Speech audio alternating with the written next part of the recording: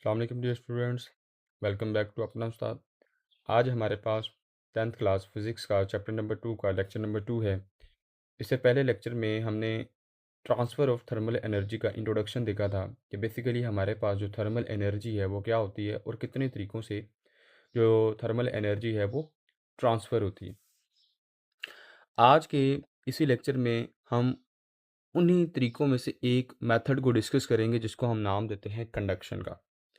So in this lecture we will discuss the transfer of heat through thermal conduction। हम देखेंगे कि basically heat जो है वो थर्मली किस तरीके से कंडक्ट होती है। Also we discuss how heat transfer occurs in solids. इसी लेक्चर के अंदर हम ये भी देखेंगे कंडक्शन के थ्रू हीट एनर्जी जो है वो सॉलिड्स के अंदर कैसे जो है ना वो ट्रांसफ़र होती है and why heat flows faster in metals than non metals. और ये भी हम देखेंगे कि हमारे पास जो हीट है वो मेटल्स में ज़्यादा तेज़ी से फ़्लो करती है जबकि नॉन मेटल्स के अंदर वो फ़्लो नहीं करती। And why the handles of cooking spoons are made of would.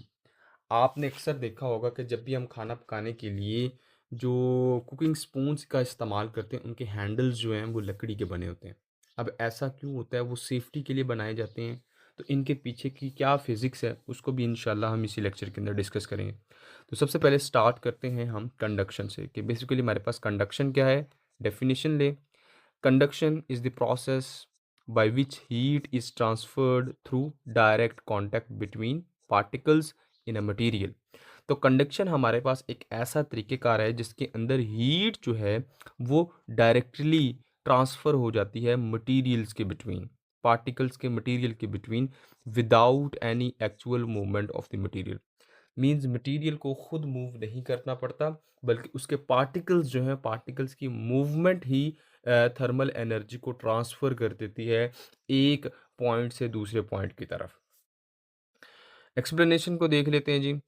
It happens when fast moving, जिनको हम हॉटर पार्टिकल्स भी कह सकते हैं, ये कब होता है हमारे पास? ये तब होता है जब हमारे पास जो फास्ट मूविंग मतलब तेज़ी से हरकत करते हुए पार्टिकल्स जो हैं कोलाइड करते हैं विद स्लो मूविंग यानी कूलर पार्टिकल्स के साथ। यानी जब हमारे पास गर्म पार्टिकल्स जो हैं वो ठंडे पार्टिकल्स के साथ जाकर टकराते हैं तो क्या होता है? वो ट्रांसफ़र करते हैं देयर काइनेटिक एनर्जी को। तो जो पार्टिकल्स जो हैं वो गर्म होते हैं वो अपनी एनर्जी जो काइनेटिक एनर्जी है वो ट्रांसफ़र कर देते हैं उन पार्टिकल्स को जो ठंडे होते हैं। This method is most efficient in solids.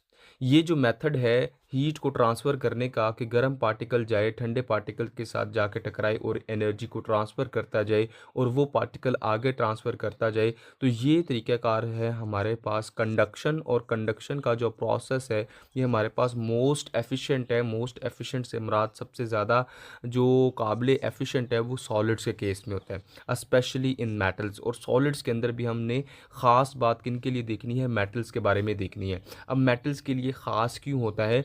As their particles are densely packed.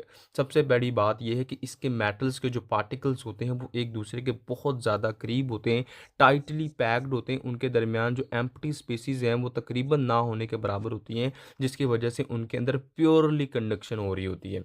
And freely moving electron facilitate the quick transfer of energy. और यही जो फास्ट मूविंग इलेक्ट्रॉन्स होते हैं, जो फ्री इलेक्ट्रॉन्स होते हैं, ये क्या करते हैं? ये फैसिलिटेट करते हैं एनर्जी को कि वो क्या हो सके? एनर्जी ट्रांसफ़र हो सके। अब बेसिकली हम देखते हैं थर्मल कंडक्शन इन सॉलिड्स कि बेसिकली हमारे पास यही जो थर्मल कंडक्शन है ये सॉलिड्स के केस में किस तरीके से होती है। एक्सप्लेनेशन, ठीक है, लॉन्ग क्वेश्चन में अगर ये पूछा जाएगा तो डायरेक्ट एक्सप्लेनेशन से ही स्टार्ट होगा। सबसे पहले आप इसकी डेफिनेशन कर दें, वो प्रीवियसली जो है ना मैं आप लोगों को बता चुका हूँ।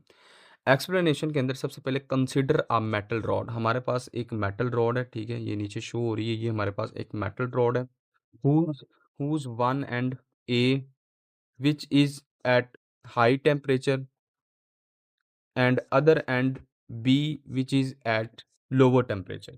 हमारे पास एक मेटल रॉड है जिसका एंड ए जो है वो हमारे पास हाई टेम्परेचर पर है और उसका जो दूसरा एंड है वो हमारे पास लो टेम्परेचर है जिसको हमने एंड बी का नाम दिया है।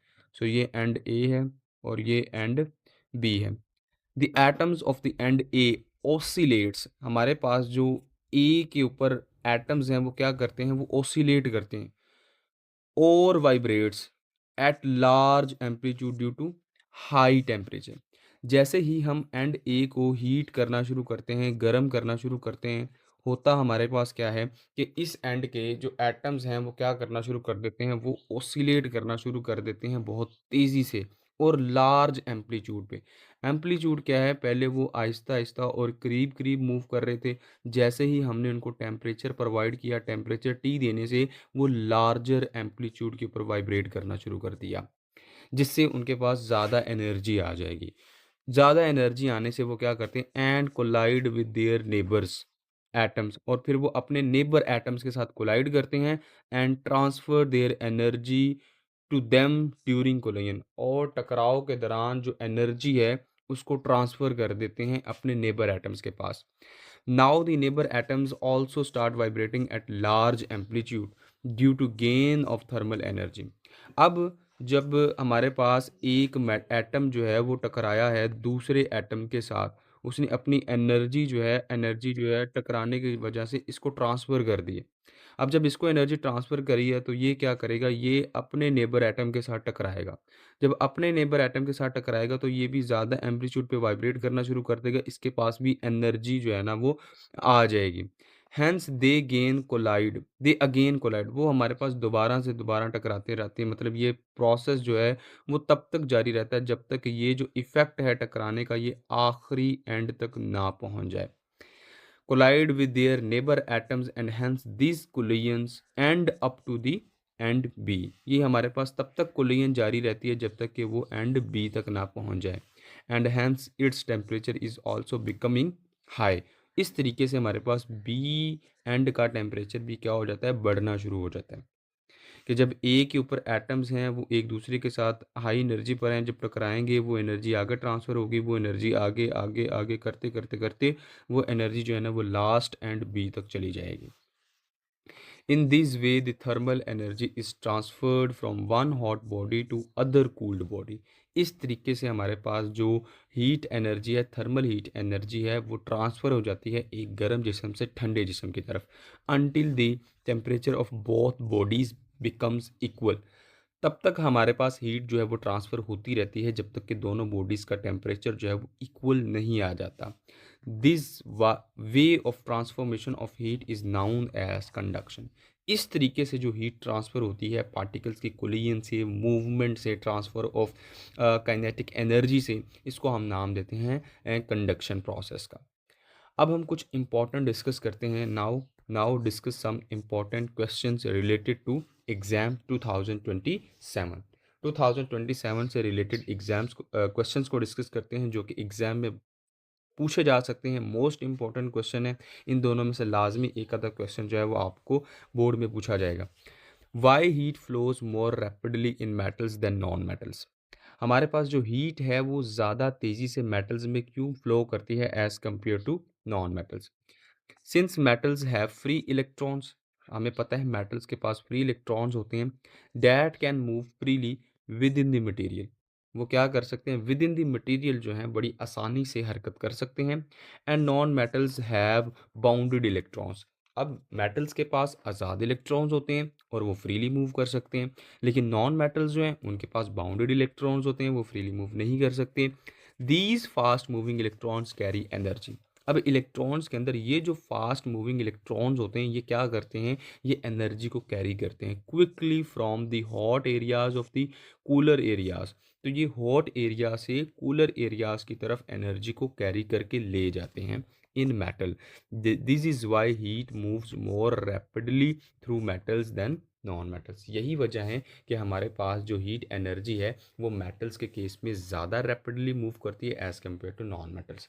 सिंपल रीज़न बताइए, मेटल्स के पास फ्री इलेक्ट्रॉन्स होते हैं, वो फ्री इलेक्ट्रॉन्स एनर्जी को क्विकली जल्दी से कैरी कर लेते हैं हॉट एरिया से कूल्ड एरियाज की तरफ। नेक्स्ट हमारे पास क्वेश्चन है, why wooden handles are used in metal spoons. कि हमारे पास मेटल स्पून्स के जो हैंडल हैं वो हम वुडन लकड़ी के क्यों बनाते हैं। याद रखिएगा, since wood have no free electrons that can conduct heat and transfer to other ends. अब चूँकि हमारे पास जो लकड़ी है उसके पास कोई फ्री इलेक्ट्रॉन्स नहीं होते और वो हीट को ट्रांसफ़र नहीं करते, जिसकी वजह से हीट जो है वो हाथों तक पहुंच सके। ऑन द अदर हैंड दूसरी तरफ हमारे पास जो मेटल स्पून्स हैं वो कंडक्ट करते हैं heat due to free electrons. दूसरी तरफ हमारे पास जो मेटल स्पून्स होते हैं वो क्या करते हैं, हीट को कंडक्ट करते हैं फ्री इलेक्ट्रॉन्स की वजह से, and can transfer heat from one end to another end, और वो एक एंड से दूसरी एंड की तरफ हीट को ट्रांसफ़र कर देते हैं। वेयर वी ग्रैब इट, जहाँ से हम उसको पकड़ते हैं, it which is harmful for humans. अब जो ज़ाहिर बात है, अगर हम स्पून की बात करें तो ये हमारे पास कुछ जो है ना वो स्पून के शेप है। स्पून, ठीक है, स्पून, और ये इसका जो है ना वो हैंडल है। तो अगर हमारे पास ये सारे का सारा लोहे का बना होता तो हीट एनर्जी इस एंड से हमारे पास इसके हैंडल की तरफ ट्रांसफ़र हो जाती, जिससे इसको पकड़ना क्या हो जाना था, मुश्किल हो जाना था, हार्मफुल हो जाना था। लेकिन to prevent from these we used wooden handles और प्लास्टिक्स फॉर ह्यूमन सेफ्टी। इस वजह से हमने यहाँ पे एंड पे जो हैंडल हैं, जो दस्ते हैं, वो हमने लकड़ी के इस्तेमाल किए हैं, ताकि यहाँ से हीट तो ट्रांसफ़र आए, हीट तो ऊपर आए, लेकिन जो लकड़ी है वो उस हीट को मज़ीद आगे ट्रांसफ़र होने ना दे, जिससे ह्यूमंस की क्या हो जाती है, हमारे पास सेफ्टी हो जाती है। तो ये रीज़न है जिसकी वजह से हम जो है ना वो मेटल स्पून्स के अंदर वुडन हैंडल्स का इस्तेमाल करते हैं। तो डियर स्टूडेंट्स, ये था हमारा लेक्चर नंबर 2, जिसके अंदर जो है हमने कंडक्शन प्रोसेस को देखा और कंडक्शन इन सॉलिड्स को देखा, और बोर्ड से रिलेटेड हमने 2 इंपॉर्टेंट क्वेश्चंस को देखा। नेक्स्ट इंशाल्लाह हम मुलाकात होगी नेक्स्ट लेक्चर नंबर 3 में।